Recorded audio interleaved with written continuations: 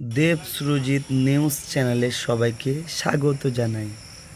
আমি আবারও চলে আসলাম অচেনার ঠিকানার ভিডিও নিয়ে।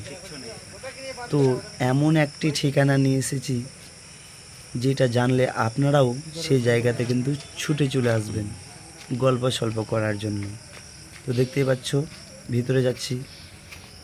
এখানে কিন্তু কোনো থাকার কোনো চার্জ লাগে না, শুধু যেটা আপনি খাবেন তারই শুধু বিলটা লাগবে। তো বাকিটা শুনে নিন তাদের মুখ থেকেই। তো বন্ধুরা দেখতেই পাচ্ছ আমরা চলে এসেছি গল্প স্বল্প রেস্টুরেন্ট। এখানে এই যে দাদা বসে আছে।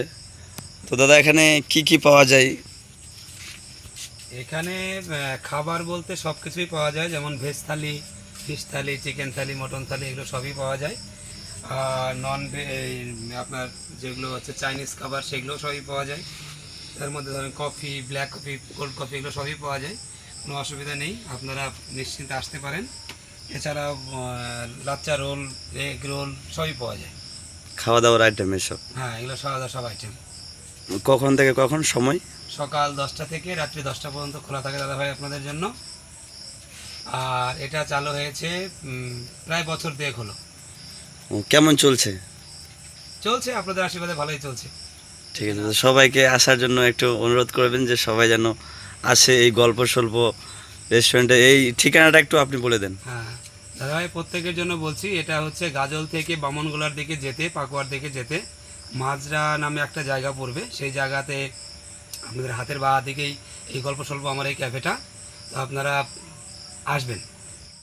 খুব সুন্দর, আমার খুব ভালো লেগেছে। রুমগুলোতে লাইট এক্সট্রা হয়েছে। দেন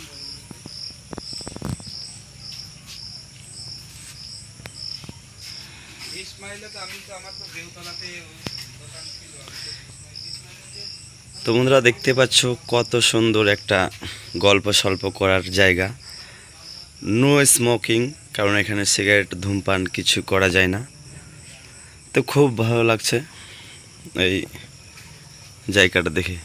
লাইট টাইট কত কি সুন্দরভাবে রাখানো আছে। এদিকে বাথরুম সব কিছুই আছে। সব কিছু তো তাদের মুখ থেকে শুনলেন। ঠিকানাটি হচ্ছে গাজল থেকে পাকুয়ার লাইনে যেতে হবে। গাজল থেকে 2 কিলোমিটার পড়বে। মাজরা নামে একটা স্ট্যান্ড আছে, তার হাতের বাঁদিকে কিন্তু গল্প স্বল্প রেস্টুরেন্টটা দেখা যাবে। তো বন্ধুরা আবার দেখা হবে অচেনা ঠিকানার ভিডিও নিয়ে। টাটা।